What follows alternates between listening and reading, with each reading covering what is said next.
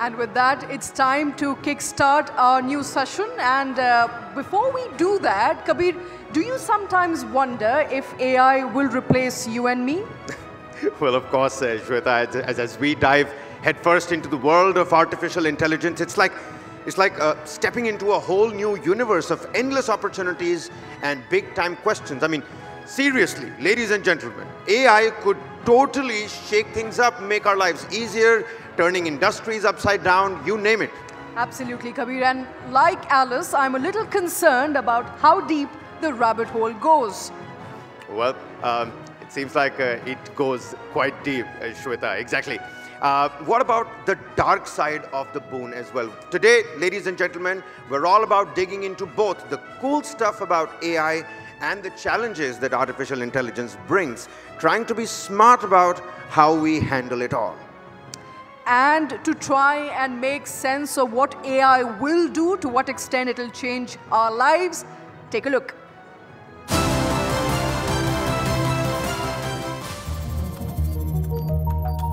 "2023, the rise of the machine and its dark underbelly too."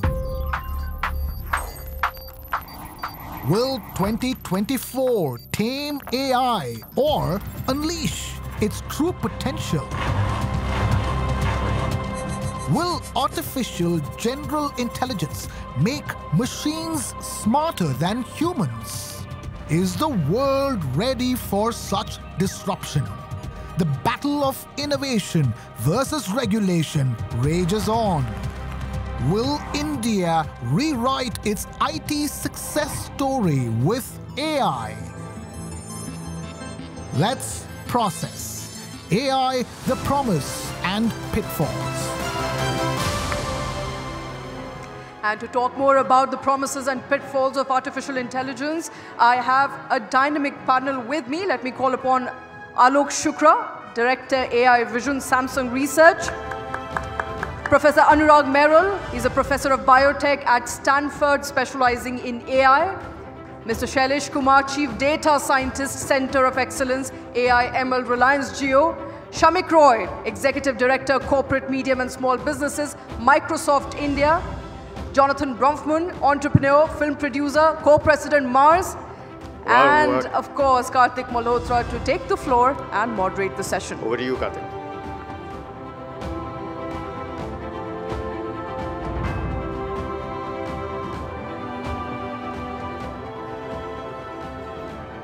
Good morning, everybody. Thank you so much, gentlemen, for being here with us. I think we are still waiting for Mr. Shailesh Kumar to join us, but while he comes, let's warm up to what the promise and what the pitfalls of AI are all about. Shamik Roy, if I can start by asking you, Microsoft, of course, the company which is one of the lead investors into OpenAI, and I saw the videos produced by Sora just a few days ago, and honestly, scared like hell. Am I going to be in my job next year? You know, the AV that flew, that just played, my friend Justin and his team took about 2 weeks producing it. What's going to happen now? Am I really required? Good question to start with. But look, this is AI, okay? And this is just one of the things which is coming and going to come. There'll be many such applications as we go by. But let me step back.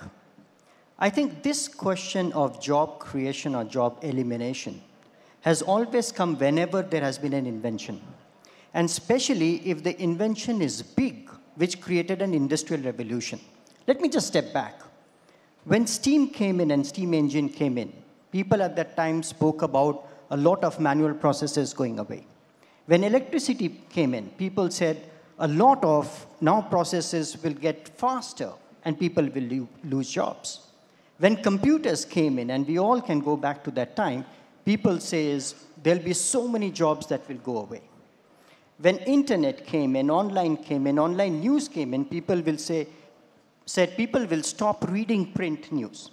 When online trading came in, correct, people said that's the end of brick and mortar. But just step back. India, after computers, became the womb of IT companies. Not only we have the biggest IT companies in the world, we exported talent. which brought the Indian economy up. Look at online trading. Not only are more retail shops opening, but people are also selling online and also selling brick and mortars. Right. So jobs will remain. This is the elasticity of the job market. The skill sets will change. And you need to change skill sets to be relevant, correct? The good thing is AI is basically making people do expertise faster. It's lower the learning curve. What does it mean? So we're back to efficiency being the parameter. Yeah. What does it mean? The previous era was about knowledge at the fingertips. With AI, you have expertise at the fingertips, which means that you will be able to do a job better and faster, and new skills will happen. So it's about new skills. It's about enabling even frontline people and healthcare workers to do jobs faster and better. Right. And that's what will happen. All right. Well, let me take this to Mr. Shailesh Kumar. Of course, you know, you're chief data scientist at Jio. Jio, as we know, is the largest telecom operator in the country. How many jobs are you creating using AI as a requirement when you're employing people in the new age section of artificial intelligence? Very good. So thank you for inviting me. And, thank you. So let me talk a little bit about the evolution of AI use cases from the last 20 years to the next 20 years. I think that is the right context. I think let's straight away move to the next 20 years. So that is what everybody is concerned about. We've seen what's happened in the past. Let's see what the future entails for us. So if you look at the last 20 years, we have done great search engines and chat GPTs. We are really culminating an era and starting a new era now in AI. But the next 20 years is all going to be about the social transformation of society, right? Like if you ask a farmer or a teacher or a patient or a mother, what has AI done for them? We have no answer yet, right? If you ask a media company or a sports company or a manufacturing company or a search company, yes, AI has done great things, but the common masses have not yet felt the power of AI, right? And the next 20 years is going to be about that. If you look at the India strategy paper on AI, it's all about, you know, healthcare, education, agriculture, mobility. The social transformation through AI is a very, you know, unfinished agenda of AI. Right. And I think that's where a lot of our focus will be. A lot of companies, a lot of countries are now focusing on that. Right. And I think we should be upbeat about what that will do to farmers. Well, drones are doing their work and they don't have to worry about it. Right. I will discuss the social contract that AI has with society with Professor Myral here. But in just a minute, let's just stick to who all are getting impacted with AI right now. Who are the folks who are actually out there with the opportunity that they are seeing? They also seem to be a little fearful of what the future unfolds. So Jonathan, let me first bring you into this conversation. For all of us here, Mr. Jonathan, of course, is an acclaimed filmmaker, film producer, and he, I'm sure, has watched those videos produced by Sora, and I'm just stuck with Sora in my head right now. How is your crew going to reskill or reduce in numbers with the advent of Sora? Yeah, well, what we saw with Sora is incredible, completely remarkable. I think changed a lot of people's perspectives with respect to AI. Specifically with what we're doing, we're trying to dissolve boundaries and we're trying to dissolve borders and make content in native tongues more digestible and more accessible. And so what we're trying to do is actually not taking away any jobs. What we're doing is something that's completely new and without the advancement of artificial intelligence would literally be impossible. Okay, so talk about, let's say, your experience of making your film Race back in 2017, if I'm not mistaken. If you were to make that again in 2024, what is your crew size going to be? What are your budgets going to be? And what is the role that AI is going to play in making that film come to life? Sure, yeah, well I take more of a post-production slant to it. So again, Sora being really eye-opening, I think, as it relates to visual effects in particular, an area that I've been involved with for many years. The thought of paying thousands or hundreds of thousands or millions of dollars to create these visual effects, which is a very manual, labor-intensive process, is completely removed. And Sora it's just phenomenal. Like if I want to create a flying hippopotamus in outer space, that's going to cost hundreds of thousands of dollars. Absolutely. Just that one scene is going to be a couple of hundred of thousands of dollars. Absolutely. So is AI something that you as a film producer are actually actively looking at right now for subsequent projects which you're likely to produce? Well, actually, I'm looking to develop it. So with our technology, LipDub, which is a lip syncing technology, it's my background as a film producer that has contributed to wanting to advance artificial intelligence as it relates to film and television. Right. Okay. Professor Marl, let's bring you into this conversation. Shailesh Kumar there was talking about the social contract that AI has with population at large.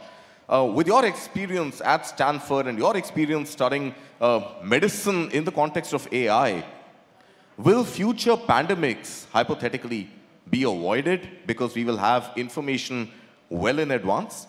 Or is drug discovery, vaccine discovery going to hasten? Great question. First of all, thank you so much for having me here. And I heard healthcare come up multiple times in the conversation here. That is one of the biggest use cases for AI, in my opinion. And the theme of the session is promise and peril, and healthcare exemplifies that really well. The examples that you provided, you just talked about, are absolutely good use cases, the promise part of AI. I'll add something else. India has 1.4 billion people. A substantial proportion of those people don't have yet meaningful access to healthcare, although India is trying to change that through Ayushman Bharat and Ayushman Bharat Digital Mission. But there are 5 billion people in the world, 5 billion people out of 8 billion people who do not have good access to healthcare. In this day and age, that's inconceivable, and it's not something that we should be living with. And AI has the promise to flip the healthcare access on its head, turn it from tertiary care, highly qualified, hospitals like Stanford Hospital or Mayo Clinic or AIMS to local community-based healthcare delivery. Give us an example, sir. I mean, a 35,000 feet view is appreciated, but if you come to eye level, how is life really going to get impacted for the person who is seeking medical intervention? I'll give you a very specific example. During the second wave of COVID in India, lots of people were affected and a lot of people did die. And part of the problem was not that India did not have the ability to deal with the pandemic. It was a panic pandemic. People panicked. And huge reason behind that was that primary care healthcare system over the decades has been disemboweled.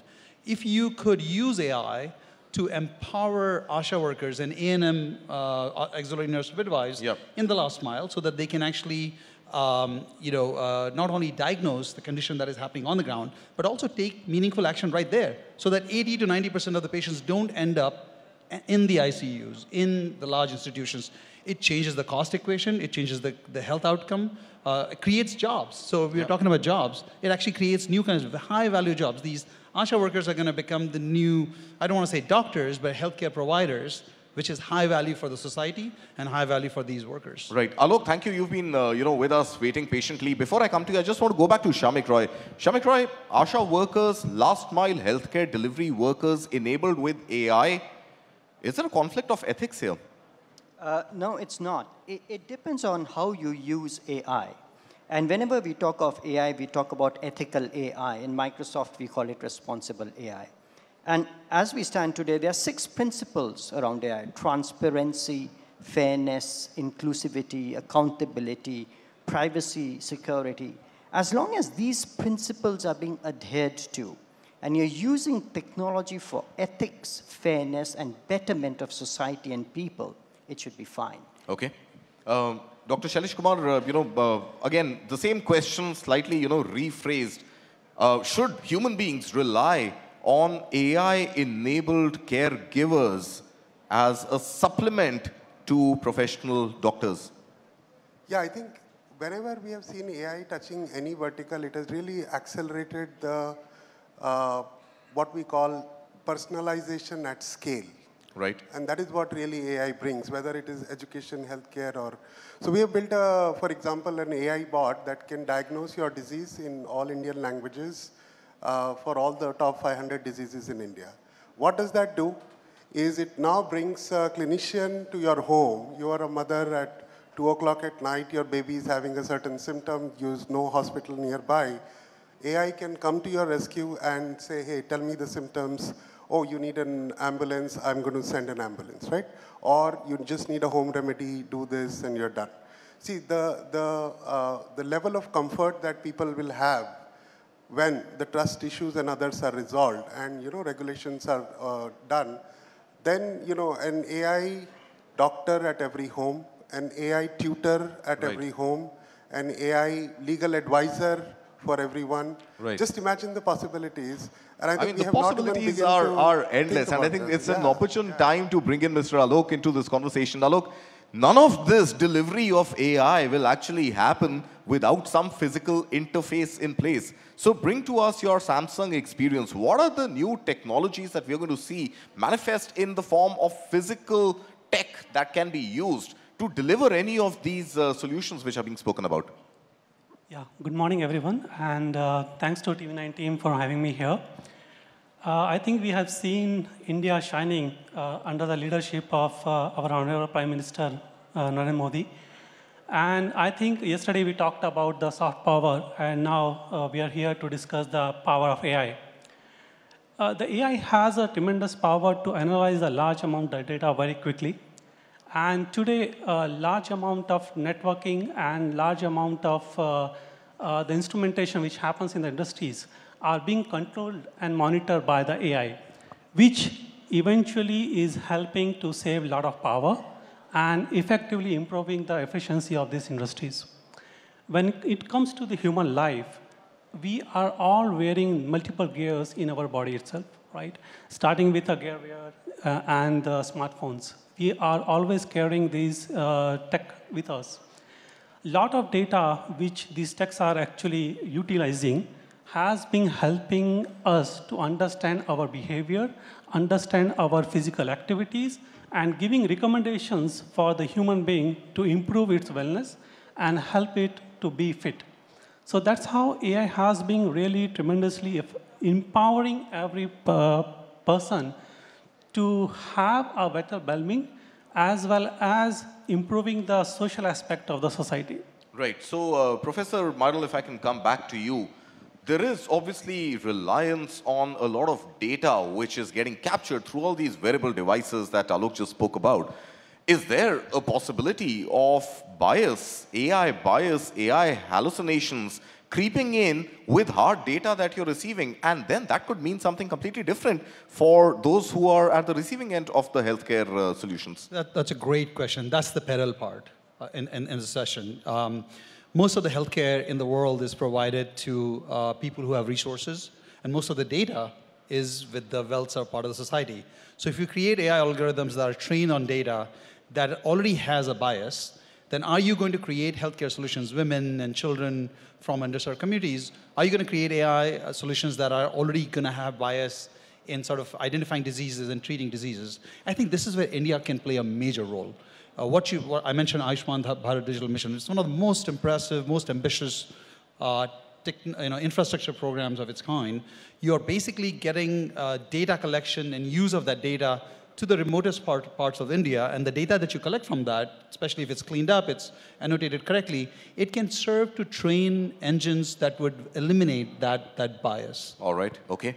I want to spend, we are about halfway into our discussion already. I want to spend some time now on something which is absolutely critical to India right now, and that is India doesn't yet officially have an AI regulation in place. Now, there are two schools of thought here. There's the US side, which is pro-innovation, innovation, and there's the EU side, which is not seen as much pro-innovation. India has a tough job right now to find that right balance between innovation and regulation. Mr. Shailesh Kumar, if I can come to you, what is that fine balance that India needs to tread? And when does regulation become over-regulation at the cost of throttling innovation? Yeah, see, I think there's a lot of ways to make sure that proper AI is practiced, right? Privacy-preserved data coming out of all sources can be made available. If you know some random ID and my gene pool, that doesn't make it privacy violation, right? Okay. You can do all the research on it. So I think a very clear understanding on the boundaries, how to make sure that privacy, identity and behavior are separated to make sure that somebody who has your data doesn't know who you are, and somebody knows who you are doesn't have your data. If we make this very, very clear, this is a very simple way to make sure that we can do a lot of innovation behind the unknown user and create solutions for everyone, right? So I think it's not an ambiguous question. We know how to take care of it, right? And still do great innovation. The place where the two things combine, that's where the danger is. So if I'm an AI tutor company, and if I start selling the data of a child to the next employer, that's a boundary we are crossing, right? Right. If I'm looking at your SMS data for financial scoring, but if I also misuse it for your healthcare purposes and sell that SMS to a healthcare provider, that's a misuse. So this is where, clear regulations have to be done. IPC laws have to come in very, very strong. Right. And that's when we will be comfortable that we are all using AI. Right. For the A related question, since Reliance is also getting into data centers actively, so is hosting data centers within the confines of the country then going to aid this process of segregating data and creating that layer of anonymity? Yes, I think like any other physical resource, right? If you look at gold or nuclear or iron ore is a sovereign property. Data is in that sovereign property world now. Everybody understands that. And yes, so I think having good data centers within India will make sure that we are, even if Microsoft wants to do research on Indian data, they'll stay here and do it. And that will create the sovereignty boundaries that we need with all resources, most importantly, the data resources of the times. All right, Shamik Roy, if I can bring you into this innovation versus regulation, which side are you tilting? And is there a versus in between, or does it have to be an and? I like what you said, is there needs to be a balance between the two. If you put too much regulation, you will clamp in innovation. And that defeats the very purpose of the innovation itself. So there needs to be a fine balance. The good thing is that there are a couple of steps which the government is taking rightly. The DPDP bill is a very important one because it brings in a lot of regulations and the right regulations of privacy, security, safety around data. And as I said, the good thing about AI is when it's used ethically for the right purposes. And one of the 6 principles is privacy and safety, correct? The entire base of AI, and for AI to be successful, is data. And today we have got humongous amount of data. You talked about data centers. Microsoft has got 4 data centers which it has invested in and will invest in more. And we comply to each rule and regulations. So as long as there's rules and regulations are giving that area and the framework of security and the ethical use of AI, it's all good. All right, Jonathan, let's bring you back into this very interesting conversation we are having. Since we are talking privacy and since we are talking hosting of data, there is also concern about misuse of privacy. And we've seen Deepfake really rear its ugly head. Along with the rise of AI, there was also a rise of Deepfake and unethical use of Deepfake. You work in the film industry. It's a pertinent challenge there. As a producer, how are you overcoming that? Yeah, I think it's a hugely important consideration, and the ethical use of AI is critical. Misrepresentation is the worst of it, and it can't be allowed. It needs to be banned, and people need to put in the regulations and the boundaries to enforce that. With a deepfake, the trick is, if you want to know if it's real or not, you tell the deepfake to look to the side, and that's what breaks it. So, you got to be very careful. Okay, but in the contracts which you are perhaps increasing, right? If you're, sorry, I think there's some disturbance in my audio. Yeah, so I was coming to the question of deepfake. Now, in the context of deepfake, the contracts which you are now signing with actors, do they change? Does the legal language change, giving you as a film producer access to their images, access to their voice, access to their style, even beyond the longevity of the actor? Oh yeah, absolutely. Are actors signing it willingly? It's at the early days, but certainly it's being baked into contracts now. And in North America, there's union controls, so they're making sure that actors are taken care of. But ensuring that you're not misrepresenting someone or using their likeness in a way that is not authentic and in the spirit of what they stand for is a very big problem. But at the same time, it creates huge opportunities. So to this panel's point, AI can be used for very, very good things, so long as there's not malicious intent. All right, Professor Meidel. There's also this excitement and concern, promise and pitfall, right? So there is excitement and concern about AI coupled with, let's say, 3D printing and organ transplants become that much more efficient, easier, cheaper, and perhaps leading to a point where human beings could perhaps become immortal. Is that still work of science fiction? Because a lot of science fiction that we are seeing or we have seen is actually turning into reality. So is human immortality still in the realm of distant fiction? Very interesting question. I remember first when I moved to the Bay Area about 27 years back, I attended this Futures Institute talk where this thought leader said, we can live for 150 years today. This is 25 years back. And said we have the potential to live on up to 1,000 years with all of the technologies that are going to come in the next 2 years. And I've spent most of my career in health technology innovation, and I can tell you that's very much possible. But does it mean it's the same human being that lives on for that long? I don't know. I do want to come back to the innovation versus regulation question, if you don't mind. I think is a good way to think about it, but I would also add innovation in regulation is needed. Often what happens is regulators are always chasing the tail. They are so far behind in understanding where the arc of innovation is going that they tend to be a little regressive about how the frameworks come about. My recommendation would be to think about regulation as a framework, have common principles on which it's based, recognizing that AI is going to evolve constantly. We already are in a very different era. Just in 2 years, ChatGPT, when it first came out, I played with it, and ChatGPT today is very different from ChatGPT the first time that it came around. So I think as long as regulators understand that, they have a framework, and it's based on principles rather than very rigidly written rules, I think we'd be okay. Okay. I want to now take this conversation. We've got just about 5 minutes or so left. I want to pivot now to something which is very critical for India's own ascendancy in the world of artificial intelligence, and that being the whole GPU supported by semiconductors movement. We've got a gentleman from Samsung here, and we haven't seen any headlines of a large manufacturer like Samsung really taking part in the India semiconductor story. Is that something you're considering seriously? Definitely. I think the GPU power is very essential for empowering the AI innovations. Currently, we see that globally there are monopolization of GPU resources, and there are few industries who are monopolizing the GPUs.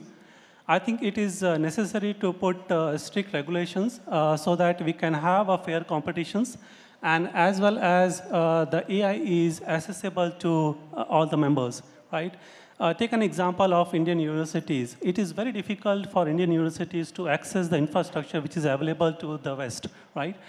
By bringing all these industries along with the universities, giving those students the access to the high infrastructures of GPUs, we can actually leverage the student infrastructures and empower the AI innovations.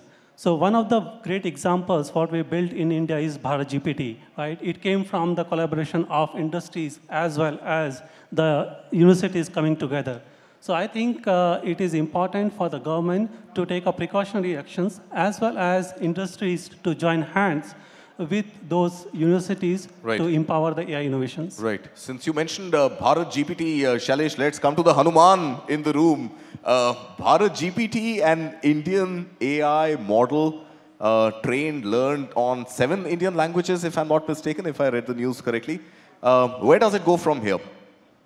So I think we need to think of the, instead of large language models, small language models. So what we are looking at is, if you look at languages on one axis and domains on one axis, right? Agriculture domain, healthcare domain, media domain. So domain cross language, small language models is, I think, the wave of the future. Okay. And instead of one gigantic model in SLMs, one not language, LLMs. right? Yeah. All right. SLM at some point, right? Right. So small language model. That is one approach. And I think language models have reached their hype cycle, maybe a few more years. But I think there's a lot more that has to happen, right? And we got caught up in, statistics was AI, then machine learning was AI, then this is AI. Now we think Gen AI is AI and nothing else, right? I think reducing the notion of what AI is a very dangerous path. There's a lot more to it if you look at Jan LeCun and all. Right. Unless AI can invent by itself the next drug using reasoning and planning on all the knowledge of the world without a prompt engineer doing any prompt engineering, we have not reached the ultimate potential of AI. We just have to ensure that the drug regulator is not using AI to give that drug a clearance. Huh? Will we have to ensure that the drug regulator is not using AI to give a clearance to that drug? Yeah, see, the drugs manufacturing will be a lot faster and unhindered by the biases of capitalism. Right. And because AI does not have a moral compass, I think we can use it both ways. Let's hopefully use it in the right way. Shamik Roy, I want to come back to you. And there's something that, and you said it beautifully, that what has Gen AI, ChatGPT done? It's given UI to AI, user interface to artificial intelligence. But slightly divergent from you, the next 10 years, a lot is going to change in AI. Where is it that you think India needs to proceed to maintain that hegemony that we've had in IT services? Is IT services, AI-supported IT services, India's game for the next 10 years? Or is it semiconductor manufacturing, sub-20 mm, 28 mm semiconductor fabs, which then go into GPUs, which can challenge, with the push on manufacturing, with the outlay on PLI and semiconductors, challenge the NVIDIAs and Huawei's of the world? See, I'll talk about the ultimate objective. All of these are either supporting the infrastructure or the layouts to basically proliferate AI. What we should focus on is how do we make AI and democratize technology? Because AI is going to be in the core of technology anyways. We all are impacted by AI positively. We all are using AI, small or big, is about how we are embracing AI. I don't know if you noticed, let's say you're going and doing an SMS to your family members in the evening. Auto-suggest.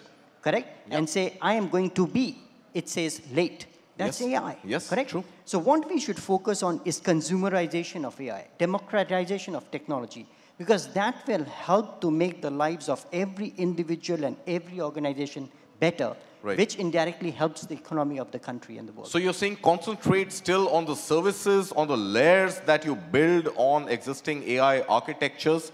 But what about semiconductors? Isn't that absolutely crucial to any AI factory out there? And should India try and take a lead in that as well?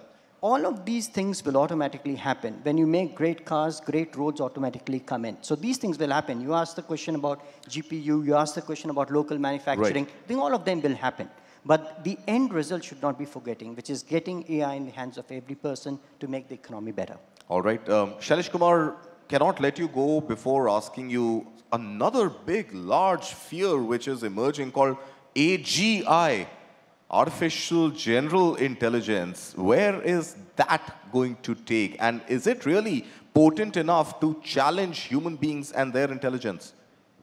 So, we are building towards it. Knowingly, unknowingly, we are building towards it, right? What is it? Just demystify for us. How is AGI different from AI? So, if you look at the 5 core elements of intelligence in my mind, the ability to learn, the ability to think, the ability to understand.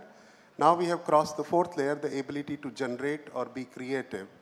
The 5th stage is what everybody is worried about, the ability to be sentient, consciousness, right? So I think in a way we have been building towards it. All the building blocks are there. Something that says, why do I need a human to do a prompt? I should be able to do it myself. Yeah, but somebody has to think of that prompt, right? Who thinks? Does the machine think? That's right. So if you think about the real general intelligence that we have, we are not driven just by intelligence, but also by goals. Goals, short-term, long-term goals. Today, the goals that are given to AI are still by humans. Humans are telling what AI should do. And the moment AI decides to take away that freedom from us, that is what everybody is really worried about. And, we've seen science fiction movies, but, Jeff Hinton has now started a whole journey on, the dangers of AI and all that. So really the question is, do we want to get there versus when are we going to get there? I think we need to debate these two questions very carefully. Shamik Roy, do we want to get there? See, as you rightly said, that journey has happened, and it's a matter of time. And research says 5 years, 8 years, 10 years, we don't know when it will get there. But it will be the most powerful and intelligent computer which will be created, which will be able to do everything that human beings and animals is able to do today. And the thing is about how do we use it on a positive framework to do things much better and faster than we are able to do today. Can we actually, we talked about the pandemic, and it took 6 months to come out with that drug. But with that, can we actually predict that the pandemic will happen and able to come out with the drug in days rather than 6 months? And again, helping the society, helping the people to be better. All right, gentlemen, we have run completely out of time on this exciting session, which has hopefully educated us on the promise, of course, but also the pitfalls of AI and how we as a nation and as a society need to navigate. Gentlemen, thank you so much. A pleasure having all of you here with us this morning on the News 9 Global Summit. Thank you so much. Thank you so much. An esteemed set of panelists over there. Thank you so much, Karthik. You know what, Shweta, it's still too soon to say if Sora is going to be a sorted situation or a sorry situation. I hope not, Kabir. I hope not. I think my understanding of the entire discussion is that it's going to take a while. You'll need more people trained on AI as opposed to AI taking away jobs. That, I think, would be the summing of this fabulous discussion panel on pitfalls of